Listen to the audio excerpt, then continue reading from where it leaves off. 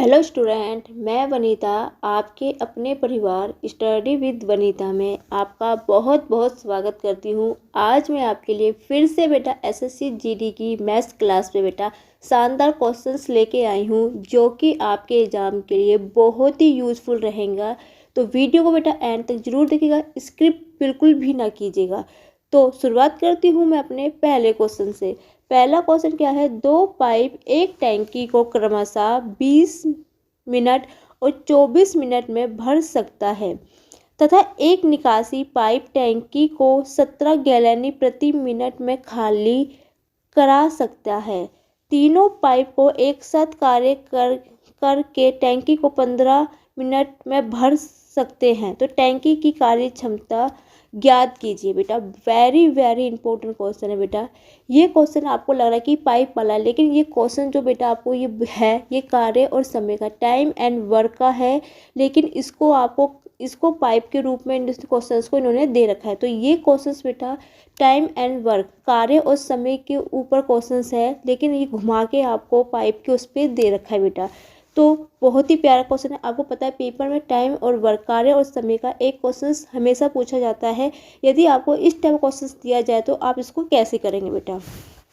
ठीक है बेटा, उसने कहा कि दो पाइप है जो एक 20 मिनट में और एक 24 मिनट में उसको भर सकता है। तो मान लिया बेटा जो ए है वो 20 मिनट में है बेटा, और जो बी है वो इसको 24 मिनट में भर रही है। ठीक है, जैसे होते हैं कि दो व्यक्ति कार्य करें तो बेटा इसको टाइम और वर्क के क्वेश्चन से ही करना, कार्य और समय के उससे ही होगा। और ठीक है बेटा, और निकासी पाइप कितनी है, सी कितना दे रखा बेटा, सी हमें दे रखा है बेटा यहाँ पे सी की वैल्यू कितनी देखिए 17 गैलन प्रति मिनट दे रखा है बेटा। ये सी की हमें ये वैल्यू दे रखी है।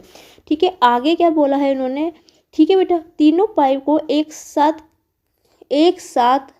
ठीक है बेटा एक साथ कार्य करके टैंकी को कितना मिनट में भर सकती है बेटा। यदि देखो दो ए और बी जो है बेटा वो भर रही है, जो तीसरी पाइप है, तीनों जो पाइप है ये इसको पूरा भर सकती है कितने 15 मिनट में, उसको तीनों को वो भर रही है। लेकिन ठीक है बच्चा, तो ए प्लस बी माइनस का सी। अब आपके दिमाग में ये बात आ रही होगी कि मैंने माइनस का सी जो है मैंने माइनस में क्यों लिखा। वो बेटा मैंने इसलिए लिखा क्योंकि वो निकासी पाइप है। निकासी पाइप का मतलब होता है जो कि खाली करने की आपने एक टैंक, जैसे ये एक टैंकी है बेटा ये, ठीक है, ये एक पाइप है यहाँ पे ए और ये बी पाइप है बी, और यहाँ पे ये एक है यहाँ पे पाइप ये है सी जो उसको खाली करती है बेटा। ठीक है बेटा, एक है पाइप सी, तो ये निकासी पाइप है क्योंकि निकासी मतलब यहाँ से पानी निकल रहा है बेटा, तो इसलिए मैंने उसको नेगेटिव लिया, इसको मैंने ऋणात्मक लिया। ठीक है, इसलिए कि पानी को निकाल रहा है बेटा। जो चीज़ को कम कर रहा है वो माइनस में ही लेते हैं। तो वो कितना दे रखा हमें, वो दे रखा बच्चा मुझे 15 मिनट दे रखा है। ठीक है, अभी जो ये सी की वैल्यू है इसका हम अभी यूज नहीं करेंगे। अभी जो हम करेंगे इसको टाइम एंड वर्क के उससे मेथड से करेंगे। कैसे करेंगे बच्चा कि आपको a प्लस बी माइनस सी की वैल्यू कितनी है, a की वैल्यू कितनी है 20 है, b की वैल्यू कितनी है 24 है, और a प्लस बी माइनस सी की वैल्यू कितनी है 15 है। ठीक है बेटा, अब इनका आपको पता है कि टाइम एंड वर्क के जो प्रोसेस किया जाता है तो वो हमेशा क्या लेते हैं, हम इनका एलसीएम लेते हैं।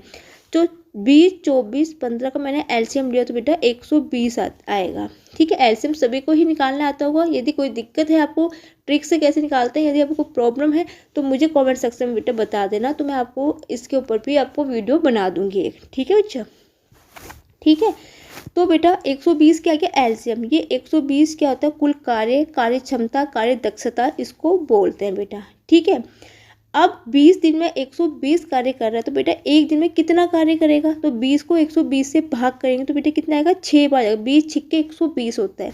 इसी प्रकार 24 को 120 से भाग करेंगे तो ये होता है 24 पंजे 120 होता है। ठीक है, 15 को करेंगे तो 15 अट्ठे 120 होता है।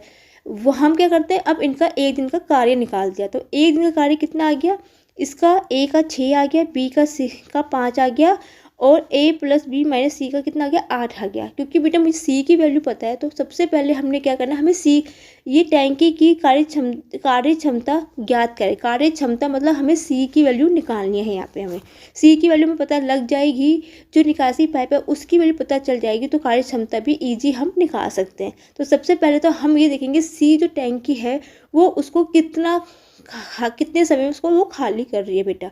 ठीक है, तो आपने क्या करना है, ये है a प्लस बी मतलब जो तीनों पाइप भर रही है 15 मिनट में, तो एक मिनट में कितना भर रही है 8 भर रही है। तो पहले यहाँ से क्या करते हैं, हम c की वैल्यू निकाल लेते हैं बेटा। तो a की वैल्यू कितनी है, जो 1 मिनट की वैल्यू है, जैसे एक दिन का कार्य निकालते हैं ना, तो यहाँ पे 1 मिनट का कार्य निकाल 20 मिनट का 120 है, तो 1 मिनट में कितना हो गया 6 हो गया। वैल्यू पुट की 6 प्लस 5, ठीक है बेटा, c माइनस का c बराबर हो गया 8 हो गया। माइनस का 6 और 5 11, यहाँ प्लस का ये माइनस का जाएगा, तो 8 में से 11 के माइनस का बचेगा 3, माइनस का माइनस कर लिया। ठीक है बेटा, ये c की वैल्यू कितनी आ गई 3। अब ये जो c की वैल्यू 3 है ये वो किसके बराबर होगी बेटा, वो होगी हमारी किसके बराबर होगी बेटा, वो होगी c की वैल्यू कितना है 3। ठीक है, ये हो गया c की वैल्यू 3 हो गया। अब ये c की वैल्यू, ये जो c की वैल्यू है, ये सिंगल जो c की वैल्यू है बेटा, ये किसके बराबर होगी, इसके कुल कार्य के बराबर। कुल कार्य के बराबर, कुल कार्य कितना है 120 है बेटा, बटा c की वैल्यू कितनी है 3, इसको 3 से हम काट देंगे तो 4 तिया 12, 40 आ गया बेटा। ये आ गया 40 आ गया, ये 40 मिनट आ गया। जो c की है वैल्यू कितनी आ गई, कार्य क्षमता जो c की मेरी निकली है वो 40 है। अब तो बोला टैंकी को कार्य क्षमता ज्ञात कीजिए, तो आपने कार्य क्षमता कैसे निकालेंगे, तो c का समय आया उसको जो आपको दे रखा c की वैल्यू कितनी दे रखी 17 गैलेनी प्रति मिनट दे रखा, उससे क्या कर देंगे अपने गुना कर देंगे बेटा। तो क्या करोगे आप 17 गुना 40, 17 चौके होता है बेटा 68, 0 1 है 700, 680 गैलेनी आएगा बेटा, गैलेनी। ऑप्शन नंबर ए इसका करेक्ट आंसर है बेटा। बहुत ही प्यारा क्वेश्चन था, बस कुछ नहीं था, बच्चे कंफ्यूज हो जाते हैं इस क्वेश्चन पे, और कुछ नहीं है। टाइम एंड वर्क का क्वेश्चन है, इसको उस तरीके से करना, कुछ नहीं करना, वैल्यू निकालनी है, सी की वैल्यू निकालनी है, वो आपने क्या करना है कुल कार्य के बराबर कर देनी है। क्योंकि मुझे सी की वैल्यू चाहिए, तो सी की वैल्यू कितनी 3, उससे भाग करा, जो वैल्यू है जो सी की वो दे रखी है, निकासी पाइप की जो वैल्यू दे रखी है उससे गुना कर देना, आंसर आपका आ जाएगा बेटा। ठीक है बेटा, फिर भी कोई दिक्कत आई क्वेश्चन को करके देखना बेटा, कहीं भी कोई दिक्कत आएगी तो मुझे कमेंट सेक्शन में लिख के बेटा बता देना। ठीक है, तो मैं इसको फिर से एक बार करवा दूंगी। वैसे तो मेरी पूरी कोशिश रहती है कि मैं आपको 0 लेवल सिखाती हूँ कि आपको कहीं भी कोई भी दिक्कत ना आए। फिर भी कोई दिक्कत है तो मुझे कमेंट सेक्शन में बेटा बता देना। अब बढ़ती हूँ अपने नेक्स्ट क्वेश्चन की ओर। मेरी वीडियो बेटा लंबी जरूर जाती है, लेकिन मेरी पूरी कोशिश रहती है कि आपको हर एक लेवल के बेटा मैं हर एक बच्चे को बराबर लेकर चलती हूँ। आपने चैप्टर्स भी नहीं किया होगा तो आप बिना चैप्टर के भी इन क्वेश्चंस को बेटा सॉल्व कर पाओगे।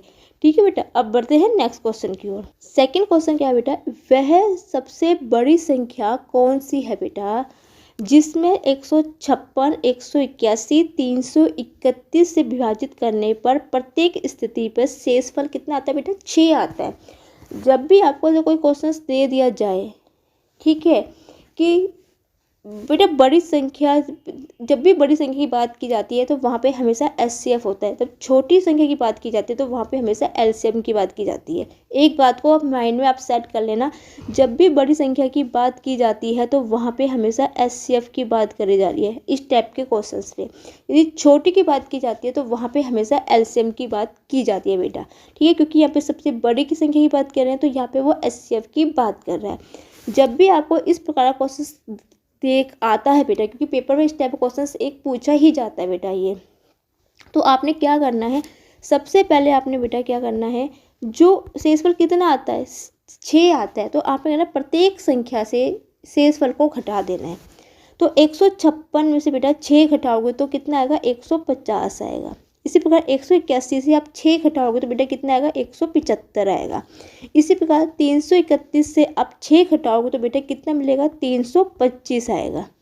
ठीक है, अब आपको बेटा आपको क्या लेना है, इसका एचसीएफ लेना। अब आपको पता चल रहा है कि बेटा इसमें ऐसी कौन सी संख्या है कि आप उसको पूरा तरह, देखो बेटा एक तरीका बताती हूँ, ट्रिक्स है। देखो बेटा, आपको पता है यहाँ पे 0 या 5 है, ये 5 है, तो आराम से बेटा बड़ी संख्या लेनी, छोटी संख्या को मैं 50 से करूँगी तो 50 से 150 चला जाएगा, 175 नहीं जाएगा और 325 भी नहीं जाएगा। ठीक है, तो मैं 25 से करती हूँ तो 25 से चला जाएगा। ठीक है, 25 से 150 भी चल जाएगा, 25 से 175 भी कट जाएगा, 325 भी कट जाएगा। तीनों संख्या ये कट जाएगी, 25 से कट जाती है। HCF क्या होता है बेटा? वो संख्या होती है बेटा, यदि आपको ऐसे भी नहीं आ रहा हो, ठीक है, HCF वो संख्या होती है जो तीनों में कॉमन होती है, तीनों संख्या कटेगी उससे और तीनों में वो कॉमन होगा। ठीक है, तो ऑप्शन नंबर सी इसका करेक्ट आंसर है। यदि आपको ऐसे भी समझ में नहीं आ रहा है कि आपको लग रहा है कि यार कौन सी संख्या किससे करे, तो सीधा आप ऑप्शन से देख लेना। देखो 26 150 नहीं करता है, क्योंकि नॉर्मली सी बात है, यहाँ 5 है, यहाँ 5 है, तो 5 किसी नंबर से ही कटेगा, तो यहाँ 5 किस में है? 25 में। तो इसकी ये ट्रिक होती है। तो आप जब भी कोशिश करो तो बेटा, चाहे आप आंसर से भी चेक कर सकते हो। देखो यहाँ पे कोई भी 5 कहीं पे नहीं है, तो ऑप्शन सी इसका करेक्ट आंसर बेटा। ये कैलकुलेशन से बचने की ट्रिक्स होती है बेटा, या सीधा सा तरीका है, या फिर आप इसका वो कर दीजिए, गुणनखंड कर दीजिए। 150 के कर सकते हैं, 25 दिया 25, 25 का 25, 25 में 50, 25 दिया 75। ठीक है, 25 दिया कितना होता है बेटा? 75 होता है। 25 चौके 100, 25 छिक्के 150 होता है। 25 छिक्के 150, तो 25 सत्ते कितना होता है बेटा? 25 सत्ते 175 होता है। और 25 को 13 बार करोगे तो कितना आएगा? 375 आएगा। क्या आप इसको गुणनखंड के तरीके से कर लीजिए। देख लीजिए तीनों में कॉमन क्या है? 25 25 है, तो 25 आपका आंसर है बेटा। आपको कौन सा मेथड आपको ठीक लगता है आप उससे कीजिए। बस जितने इजी तरीके से करेंगे उतनी ट्रिक से, एडवांस मैथ से करेंगे, टाइम बचेगा, कैलकुलेशन से बचोगे आप, और काफ़ी क्वेश्चन आप बेटा अटेम्प्ट कर पाओगे अपने। ठीक है बेटा, क्योंकि मैं हर एक क्वेश्चन पे आपको ट्रिक्स बताती हूँ कि कैसे किए जाते हैं बेटा। ठीक है बेटा, अब बढ़ते हैं अपने नेक्स्ट क्वेश्चन की ओर। नेक्स्ट क्वेश्चन है बेटा, यदि A अनुपात B 4:5 है, B अनुपात C 2:3 है हो, तो A अनुपात B अनुपात C का मान क्या होगा? बेटा एक तो अपनी छोटी क्लास में पढ़ा होगा बेटा। ठीक है, इसके दो मेथड है, आपको जौन सा मेथड करता है आप ठीक उस मेथड से इस क्वेश्चन को करना। ठीक है, आपने छोटी क्लास में पढ़ा होगा कि A अनुपात B बराबर कितना देगा? 4:5। अनुपात C है क्योंकि 3 वैल्यू दे रखी है, तो नीचे क्या है? 2:3। ठीक है, A अनुपात B, A की वैल्यू क्या है? इसका मतलब क्या है? A की वैल्यू 4 है, B की वैल्यू यहाँ पे 5 है, इस पर B की वैल्यू 2 है, C की वैल्यू 3 है, तो आप इसके नीचे लिखेंगे। इस बात को ध्यान से समझना।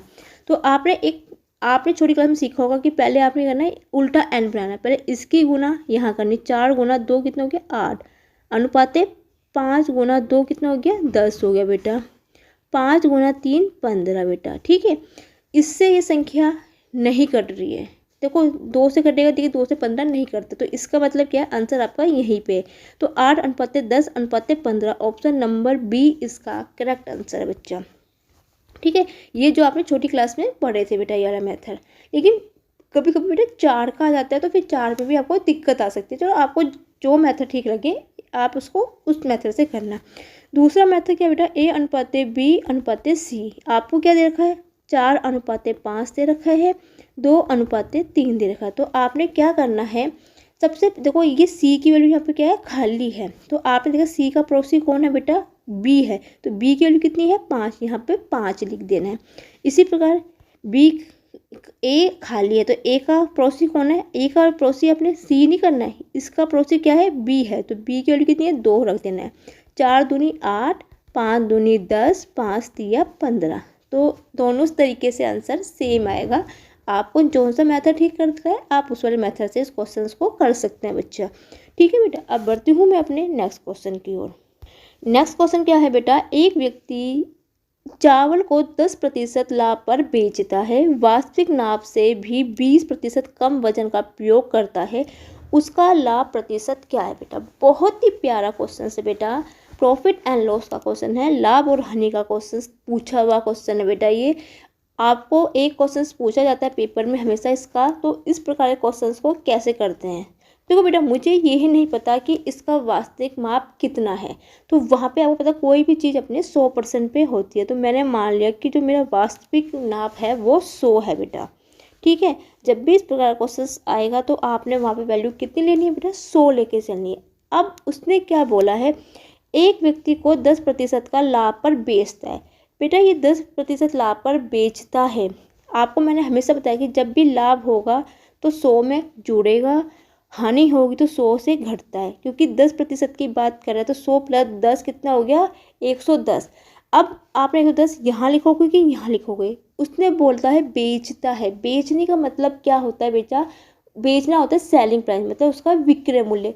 क्रय मूल्य के बाद जो चीज़ किसी जैसे कोई हमने कोई 100 रुपये की कोई चीज़ ली है, उसको हमने 110 पे बेची है, तो वो उसका विक्रय मूल्य होता है। तो विक्रय मूल्य हमेशा यहाँ पे आता है। पहले जो मान होता है वो क्रय मूल्य का होता है, और दूसरी जो वैल्यू होती है वो उसका विक्रय मूल्य होता है। तो कितना आएगा यहाँ पे, 110। बहुत से बच्चे यहाँ पे कंफ्यूज होते हैं, तो आप इसको मत करना। वास्तविक नाप से भी 20% कम वजन का प्रयोग करता है। वास्तविक नाप क्या है बेटा, वास्तविक नाप यहाँ पे वास्तविक कितना है, 100 है। कम की बात की जा रही है बेटा, तो 100 में से क्या करना है, आपने 20 घटाना है, तो 80 यहाँ पे आएगा। फिर भी आपको एक चीज़ समझ में नहीं आ रही है कि हाँ भी 100 यहाँ आएगा, 110 यहाँ आएगा, कि 80 इधर आएगा, आपको फिर भी कन्फ्यूजन हो रही हो, तो बेटा एक चीज़ याद रखना, जब भी बेटा लाभ की बात की जाती है, लाभ की बात की जा रही है कि आपसे पूछा कि लाभ प्रतिशत क्या है, तो वहाँ पे हमेशा जो क्रय मूल्य होता है हमेशा कम होगा और विक्रय मूल्य हमेशा ज़्यादा होगा बेटा। ठीक है, विक्रय मूल्य हमेशा ज़्यादा होगा, क्रय मूल्य हमेशा कम होगा। तो वो वहाँ पे इस पॉइंट को याद रखना बच्चा, यदि यहाँ पे आपको दिक्कत आई। अब देखो बेटा, 80 की चीज़ को 110 में बेचा गया है, तो हमें कितने का लाभ हो रहा है, 30% का क्या लाभ हो रहा है। ठीक है बेटा, 30% का प्रॉफिट हो रहा है। जब भी लाभ प्रतिशत पूछा जाता है, प्रॉफिट परसेंटेज आपसे वैल्यू पूछी जाती है, तो उसका फॉर्मूला क्या होता है, लाभ प्रतिशत का फॉर्मूला होता है लाभ कितना है, 30 बटा क्रय मूल्य। क्रय मूल्य कितना है, 80 गुना 100, ये इसका फॉर्मूला होता है। लाभ प्रतिशत का फॉर्मूला क्या होता है, लाभ बटा क्रय मूल्य गुना 100। हानि प्रतिशत का भी ये होता है, बस लाभ के बदले हानि आ जाएगी, वैल्यू सेम रहती है, क्योंकि लाभ और हानि हमेशा बेटा क्रय मूल्य पे निकलती है। प्रॉफिट एंड लॉस का बेटा मैंने सीपीओ की एक अलग से प्लेलिस्ट बनाई है, उस पर मैंने प्रॉफिट एंड लॉस के क्वेश्चंस आपको करवा रखे हैं, तो आप वहाँ पे चेक कर सकते हैं। यदि आप फिर से भी चाहते हो तो मैं फिर से भी इस पे चैप्टर पे वीडियो बना सकती हूँ बेटा। ठीक है, तो आप जैसे लगे आप मुझे बताना जरूर। ठीक है बेटा, इतना मुझे पता है वैल्यू सही में आएगी। तो 0 से 0 कट गया, तो कितना हो गया, 300 बटा, यहाँ पे लिख देती हूँ, एक सेकेंड, 300 बटा कितना हो बेटा, 8 आ गया। ठीक है, तो 8 दिया 24 हो गया बेटा, 24 हो गया, बचेगा 6 60 हो गया बेटा, 8 सत्ते 56 हो गया, 8 सत्ते 56, बचा कितना, 4 बचा। कुछ गलत तो नहीं होगा, मुझे कहीं गलती क्यों लग रही बच्चा, रुको, 8 की 8 है 24, 24 6 बचा, 0 0 60 अच्छा सॉरी 8 सत्ते कितना होता है बेटा, 56 होता है बेटा, 4 बचेगा, 4 तो यहाँ पे कहीं आ नहीं रहा है, 4 तो ये तो गलत हो रहा है कहीं पे। पहले एक काम करती हूँ बेटा, यहाँ पे थोड़ा सा काट लेती हूँ शायद, एक सेकेंड, सही तो है बेटा। तो 4 बटा 8 हैगा ना, तो 8 एकम 8 8 4 एकम 4 4 दूनी 8 हैगा, तो ये आएगा 37 सही 1/2 सही तो है बेटा, सॉरी मेरे से मिस्टेक हो गई थी, 37 सही 1/2 आएगा, ऑप्शन नंबर सी।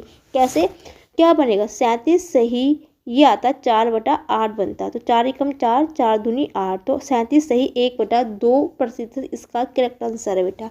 गलती नहीं हुई थी, वो मेरे को थोड़ा सा कन्फ्यूजन हो गया था बेटा इसमें, या आप इसको ऐसे कर लीजिए, क्या थोड़ा छोटा काट के थोड़ा छोटा कर दीजिए, कैसे करना छोटा बता देती हूँ, एक सेकेंड, उसको भी उस तरीके से भी बता देती हूँ। थोड़ा सा कितना होगा, 300 बटा 8 हो जाएगा, 8 ये 2 चौके 8, 2 एकम 2 2 पंजे 10, ये 4 आ जाएगा, 2 चौके 8, ये फिर कटेगा, 2 दूनी 4, 2 सत्ते 14, 2 पंजे 10, 75 बटा 2 आ गया। नीचे 2 आना है, पता चल गया, तो 2 कौन से ऑप्शन में है, ऑप्शन नंबर सी में है। कैलकुलेशन करने की भी जरूरत नहीं पड़ी, यहाँ पे नीचे क्या है मुझे पता है, बटे में 2 आएगा, इसके बटे में 5 है, इसके बटे में 3 है, इसके बटे में 3 है, इसके बटे में 2 है। तो कौन से बटे में? सिर्फ एक ही बटे में, ऑप्शन नंबर सी में। तो मुझे आगे कैलकुलेशन की भी जरूरत नहीं पड़ी बेटा। ठीक है, चलो अब बढ़ते हैं नेक्स्ट क्वेश्चन की ओर। नेक्स्ट क्वेश्चन क्या है बेटा? राशि ने साधारण ब्याज पर 700 रुपये का ऋण लिया, उतने ही वर्षों के लिए गया था जितनी वार्षिक ब्याज की दर थी बेटा। यदि उसने ऋण की अवधि के अंत में ब्याज के रूप में 343 रुपये का भुगतान किया तो ब्याज की दर क्या है? आर इससे आपसे आर परसेंटेज से क्या है आपसे पूछी गई है। ठीक है बेटा, बहुत ही प्यारा क्वेश्चन है। आपको पता है कि चक्रवृद्धि ब्याज और साधारण ब्याज, compound interest, simple interest, CI/SI, इसमें से 2 क्वेश्चंस पूछे जाते हैं। एक SI का होगा, एक CI का। साधारण ब्याज और चक्रवृद्धि ब्याज का एक एक क्वेश्चंस पूछा जाता है।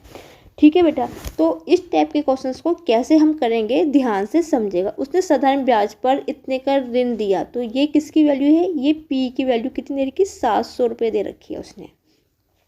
फिर उसने बोला कि ऋण उतने ही वर्षों के लिए गया था जितने की वार्षिक ब्याज की दर थी। इसका मतलब है आर किसके समय के बराबर है, तो वहाँ पे मैंने एक कॉन्स्टेंट ले लिया, x ले लिया। आप कुछ भी ले सकते हो, मतलब दर और समय दोनों ही बराबर है बेटा यहाँ पे। तो आपने साधारण ब्याज का फॉर्मूला पढ़ा होगा, SI बराबर होता है PRT/100 बेटा। इस वैल्यू में वैल्यू पुट कीजिए, x की वैल्यू निकालिए, आपका आंसर आ जाएगा। SI कितना दे रखा है? 343 रुपये दे रखा है, क्योंकि अंत के रूप में इतने रुपए का भुगतान किया है। तो ये क्या है? साधारण ब्याज है। 343 बराबर P कितना है बेटा? 700 रुपये है। ये भी x है, ये भी x है, तो कितना हो गया? x² हो गया बटा 100 हो गया। ये 7 बार कट गया, ये 7 से कितनी बार कटेगा? 7 के 21, 7 चौके 28 हो गया, 7 निम 63 हो गया। तो x² बराबर कितने का? 49। तो x की वैल्यू कितना है? ये 7 का होगा। तो 7% इसका करेक्ट आंसर है बच्चा। ऑप्शन नंबर ए इसका बिल्कुल करेक्ट आंसर है। आपको किसी भी क्वेश्चन से बेटा कोई भी दिक्कत होगी तो मुझे कमेंट सेक्शन में बच्चा आप बता देना। ठीक है बेटा, अब बढ़ती हूँ नेक्स्ट क्वेश्चन की ओर। नेक्स्ट क्वेश्चन क्या है बेटा? 14 और 61 के बीच उन सभी संख्या का औसत क्या होगा जो 5 द्वारा विभाज्य है बेटा। तो आपको क्या बोला है? 14 और बीच की उन सभी संख्या का औसत, मतलब 14 और 61 के बीच की उन सभी संख्या का क्या औसत होगा जो 5 से विभाज्य होगी। ठीक है, इसका मतलब क्या है? आपने वो संख्या लिखनी है इनके बीच की जो 5 से पूरी कटती है। तो 14 भी नहीं आएगा, 61 नहीं, बस इसके बीच लिखना है। तो ये 15 होगा बेटा, 20 होगा, 25 होगा, 30 होगा, 35 होगा, ठीक है, 40 होगा, 45 होगा, 50 होगा, 55 होगा एंड 60 होगा। ये इनके बीच की वो संख्या है जो 5 से कटती है बेटा। अब इनके बीच का अंतर कितना है? 5 का यहाँ पे अंतर आ रहा है। जब कोई ऐसी सीरीज बनती है जिनके बीच में सेम अंतर होता है तो उनका औसत निकालने का क्या फॉर्मूला होता है? पहला पद कितना है बेटा? 15 है, प्लस लास्ट का पद कितना है? 60 है, बटा 2 बेटा। ठीक है, 15 और 5 75 है। इसका आंसर सेंटीमीटर में क्यों है बेटा? ये ऑप्शंस ना सारे ही गलत है। आई थिंक ये किसी और क्वेश्चंस के आंसर यहाँ पे टाइपिंग मिस्टेक हो गई है, क्योंकि सेंटीमीटर तो ये हो ही नहीं सकता है। ये दशमलव में आंसर आएगा, बटा 2 है। तो 2 तिया 6, 2 सत्ते 14, 2 पंजे 10। तो आंसर क्या है? ये बेटा बाय मिस्टेक टाइपिंग हो गई होगी, थोड़ी सी टाइपिंग मिस्टेक यहाँ पे हुई होगी। तो इसको आप इग्नोर करते हुए आप मैथड को समझिए क्वेश्चन के। तो ई है इसका आंसर कितना? 37.5 इसका करेक्ट आंसर है। जब भी आपको इस प्रकार कोई क्वेश्चन दिया हो बेटा, कुछ भी संख्या लिखी हो और उतनी संख्या से विभाजित होती हो, तो आपने वो जिस संख्या से विभाज्य हो रही है उन संख्याओं को आपने यहाँ पे लिखना है बेटा, और उसका अंतर सेम आता है तो उनका अंत को औसत निकालने का फॉर्मूला होता है पहला पद प्लस का लास्ट पद बटा 2। वैल्यू पुट करेंगे, आंसर आपका निकल जाएगा बेटा। ठीक है बेटा, अब बढ़ते हैं नेक्स्ट क्वेश्चन की ओर। नेक्स्ट क्वेश्चन क्या है बेटा? 12% और 8% के 2 क्रमागत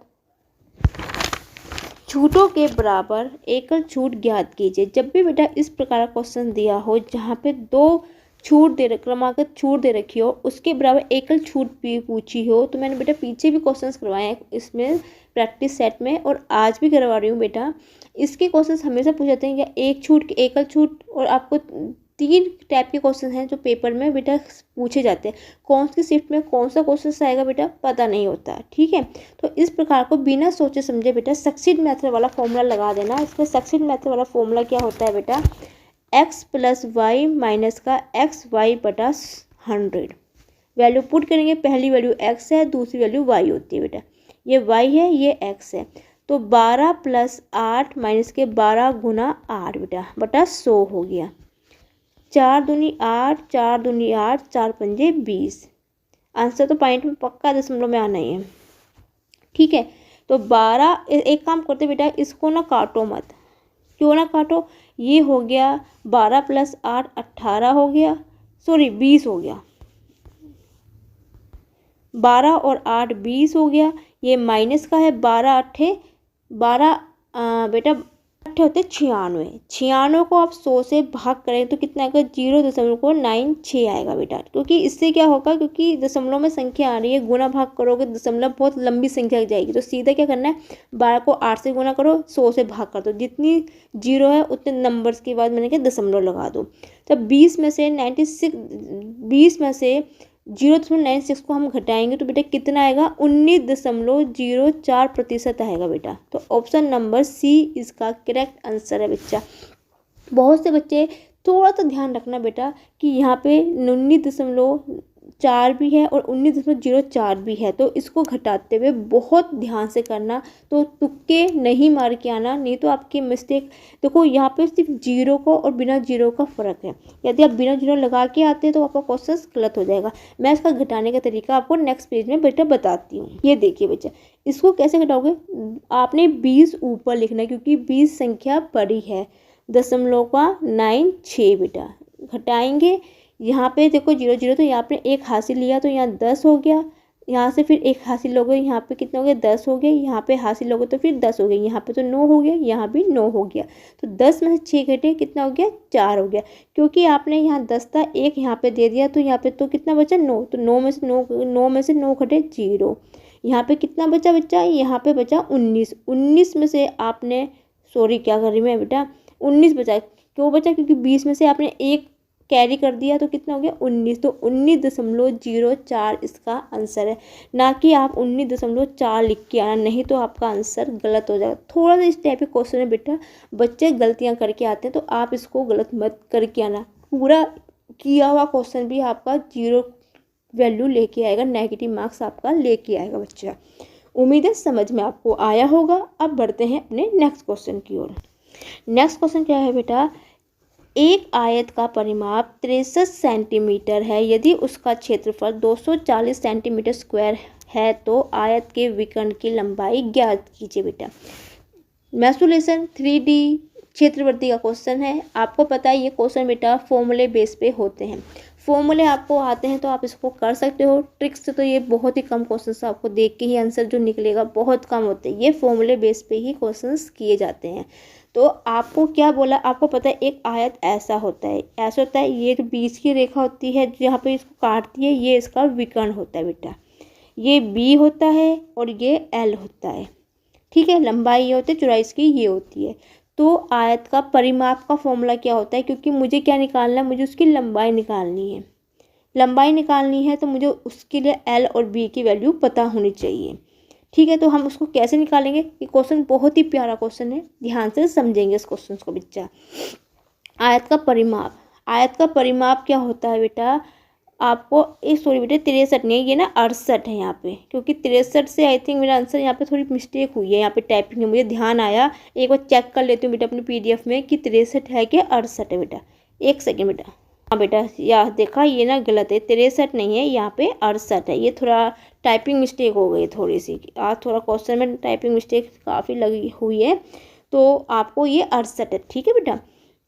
देखो बेटा कुछ भी लिखा हो, आपको सिर्फ मेथड समझना है, आपको ये नहीं देखना है कि ये गलत है या ये गलत है, आपको सिर्फ मेथड समझना है, ठीक है। यदि देखो मैं 63 लिख के 63 लिख के भी कर सकती हूँ, लेकिन थोड़ी यहाँ पे क्वेश्चन से फिर यहाँ दिक्कत आएगी या आंसर में थोड़ी मिस्टेक आएगी, तो यहाँ पे इसलिए उसके अकॉर्डिंग वैल्यू होती है बेटा, ठीक है। तो बेटा आपको पता है विकर्ण बराबर क्या हो, परिमाप बराबर क्या होता है, आयत का परिमाप बराबर होता है 2 गुना लंबाई प्लस चौड़ाई। ये इसका फॉर्मूला होता है किसका, आयत का। ये कितनी है, 2 तिया 6, 2 चौके 8, तो लंबाई प्लस चौड़ाई बराबर कितना हो गया, 34 हो गया बेटा। उसका क्षेत्रफल कितना देगा, 240 देगा। क्षेत्रफल क्या होता है बेटा, किसका, आयत का क्षेत्रफल होता है लंबाई गुना चौड़ाई बराबर हो गया 240 बेटा। ठीक है बेटा। अब हम यहाँ पे क्वेश्चंस को कैसे करेंगे, तब मुझे लंबाई की वैल्यू पता होगी, चौड़ाई की वैल्यू पता होगी, तभी तो मैं उसको निकाल पाऊंगी। उसके लिए मुझे कैसे, इसको बहुत ही प्यारा क्वेश्चन है, वेरी वेरी इंपॉर्टेंट क्वेश्चन है बेटा ये मैथ्स का 3D का आयत वाला क्वेश्चन का। ठीक है, तो आपने कैसे करना है इस क्वेश्चन को बेटा। अब मैं 34 को कैसे लिख सकती हूँ, 24 प्लस 10 लिख सकती हूँ बेटा, 24 प्लस 10 लिख सकती हूँ। 24 में 10 जोड़ो तो 34 ही आएगा। अब आपने ऐसे गुणनखंड करने हैं इसके कि वहाँ पे 24 भी आए और 10 भी आए। यदि मैं 24 गुना 10 करूँ तो 240 ही होगा। ठीक है बेटा। देखो आपने जो यहाँ पे उसके वो करने हैं, गुणनखंड करने हैं, वही इसके सेम आने चाहिए, तभी ए एल और बी की वैल्यू इक्वल होगी। तो इसका मतलब है कि यहाँ भी 24 में 10 जोड़ूंगी तो 200 मुझे कितना मिलेगा, 34 मिलेगा। यदि 24 में 10 की गुणा करूँगी तो 240 आएगा। यदि बेटा मैं 63 लिखती तो मुझे यहाँ पे वो 240 के गुणनखंड नहीं मिलते, तो यहाँ पे वैल्यू कुछ और होती। तो इसलिए मैंने यहाँ पे सही कर दिया था, क्योंकि मुझे लगा नहीं, ये क्वेश्चन देख के मुझे पढ़ के ही पता लग रहा था कि नहीं यार यहाँ पे टाइपिंग मिस्टेक हुई है मेरे से। ठीक है बच्चा। तो इसका मतलब क्या हुआ, एल की वैल्यू कितनी है, 24 है, बी की वैल्यू कितनी है, 10 है बेटा। तो आपसे क्या पूछा है, विकर्ण की लंबाई। विकर्ण की लंबाई का फॉर्मूला क्या होता है बच्चा, अंडर रूट लंबाई का स्क्वायर प्लस चौड़ाई का स्क्वायर। 24 का स्क्वायर करोगे तो बेटा कितना होता है, 576 होता है। मैं यहाँ पे लिख रही हूँ 576 प्लस 10 का स्क्वायर करोगे तो कितना आएगा बेटा, 100 आएगा। ठीक, कितना आएगा, 100 आएगा। ठीक है, तो ये कितना बन जाएगा, ये बन जाएगा 676 बन जाएगा। 676 है बेटा, ये इनमें से किसका स्क्वायर होगा। सीधी सी बात है बेटा, सीधा ट्रिक्स बताती हूँ मैं निकालने का। लास्ट में इकाई का अंक कितना है, 6 है। अब इन सब में से किसका स्क्वायर करने पर मुझे इकाई का अंक 6 मिलेगा। 37 का 49 होता है, नहीं होगा। 6 छिंग 36 होता है, 6 मिल रहा है मुझे, तो इसका मतलब क्या है, ऑप्शन नंबर बी इसका करेक्ट आंसर।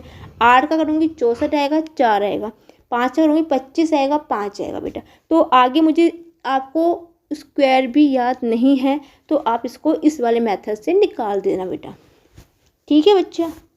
अब बढ़ूँगी आगे अपने, एक क्वेश्चंस था बेटा, कुछ क्वेश्चंस मैं आपको बिना उसके भी बताती हूँ लास्ट में, क्योंकि थोड़ा सा बेटा टाइपिंग में थोड़ी सी मिस्टेक में हो जाती है। टाइपिंग क्या मतलब, टाइपिंग थोड़े होने में दिक्कत हो जाती है, वो MS वर्ड में सही से टाइप होता ही नहीं है। तो कुछ क्वेश्चंस ऐसे होते हैं कि बहुत प्यारे होते हैं, लेकिन इस पे बस वो नहीं हो पाते बेटा। ठीक है, क्योंकि वो कुछ चीज़ें मेरे फ़ोन पे वर्जन पे होती नहीं है, तो वो बन नहीं पाता। ठीक है बेटा। एक क्वेश्चन था, मुझे बहुत ही प्यारा लगा क्वेश्चन, वो मैंने देखा था, तो वो मैं टाइपिंग कर रही थी, उसमें प्रॉब्लम आ रही थी, वो एरर शो कर रहा था बार बार। तो वो क्योंकि एक क्वेश्चन था 3D का मैथ्स का भी क्वेश्चन था, उसने बोला था, यदि मैं यहाँ क्वेश्चन लिख देती हूँ, यदि एक अर्धगोला गोलाकार कटोरे के शीर्ष की परिधि 44 mm है, तो उस कटोरे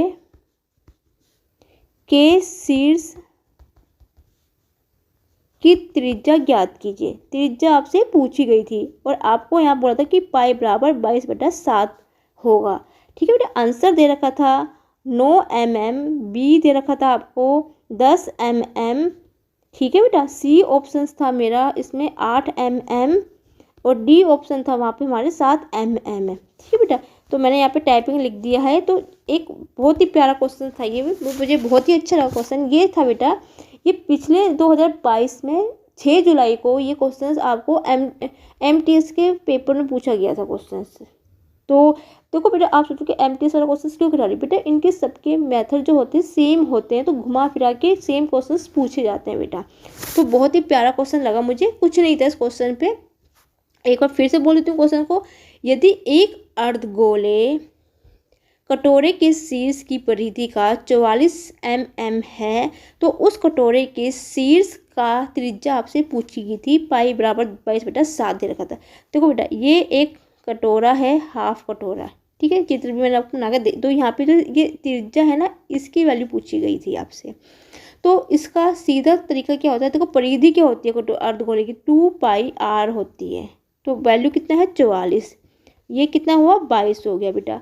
पाई की वैल्यू कितनी है 22/7 है, गुना r बराबर 22 के, 22 से 22 कट गया, r की वैल्यू कितनी होगी 7 mm हो गया।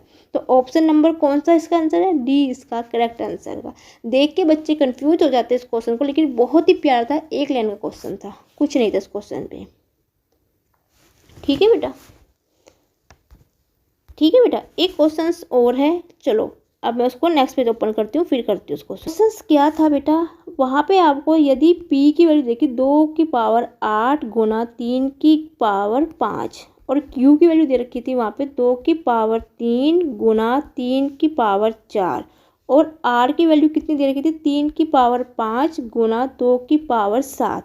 तो आपसे पूछा गया था कि p और q और r का आपसे HCF पूछा गया था। HCF मतलब होता है महत्तम समावर्तक, ठीक है बेटा, वो आपसे पूछा था। ये क्वेश्चन था, बहुत प्यारा क्वेश्चन लगा मुझे ये। देखो बेटा इसमें ऑप्शन क्या दे रखे थे, 2⁵2 गुना 3⁵2, बी था 2⁵4 गुना 3⁵5, सी था 2⁵3 गुना 3⁵4, ठीक है। डी दे रखा था इसमें 2⁸8 गुना 3⁵5 दे रखा था, ठीक है। तो बेटा इस टाइप ऑफ क्वेश्चंस को हम कैसे करेंगे बेटा, क्या होता है आपको पता है कि HCF का मतलब क्या होता है, जो तीनों में कॉमन होता है। देखो यहाँ पे क्या है 2⁸8 है, 2⁵3 है और 2⁸7 है। देखो मैं 8 को कैसे सकती हूँ, मैं यहाँ पे 3 है तो मैं इसको, दो आपको पता है गुना में घाते जुड़ती है, तो मुझे पता लगा कि यहाँ पे 2 की पावर सबसे कम किस में है 2⁵3, तो 2⁵3 तो यहाँ पे आना ही है। तो 2⁵3 से ही मुझे पता लग रहा है कि ऑप्शन नंबर सी इसका करेक्ट आंसर है। फिर 3⁵4, जहाँ 4 कितना है 3⁵4 कहाँ पे है, यहाँ पे 3⁵5 है या 3⁵5 है, ठीक है। तो गुना 3⁵4। इसमें क्या होता है, जब भी बेटा एलसीएम निकालना होता है, एचसीएफ निकालना होता है, जो जिसकी पावर सबसे कम होगी, ये देखो इस संख्या में सबसे पावर कितनी है 3 है, यहाँ पे 3 से कम किसी संख्या में नहीं है, तो 3 आ गया। यहाँ पे 4 है, यहाँ पे उससे कम 4 से कम कोई भी संख्या नहीं है, यदि उससे कम होती तो वहाँ पे हम ये लिखते, ठीक है। तो आपका आंसर कितना था, सी इसका करेक्ट आंसर था बेटा। मुझे अच्छा लगा क्वेश्चन तो मैंने आपको बता दिया बेटा, बहुत ही प्यारा क्वेश्चन था। तो बेटा मैं डेली ही 10 क्वेश्चन आपके लिए लेके आती हूँ। उम्मीद है कि आपको आज का सेक्शन पसंद आया होगा बेटा। वीडियो अच्छी लगी तो प्लीज़ बेटा like my video, comment my video, share my video and thank you for watching my video. कल फिर मिलूंगी नई क्लास में नए क्वेश्चनों के साथ, तब तक के लिए बच्चा बाय बाय।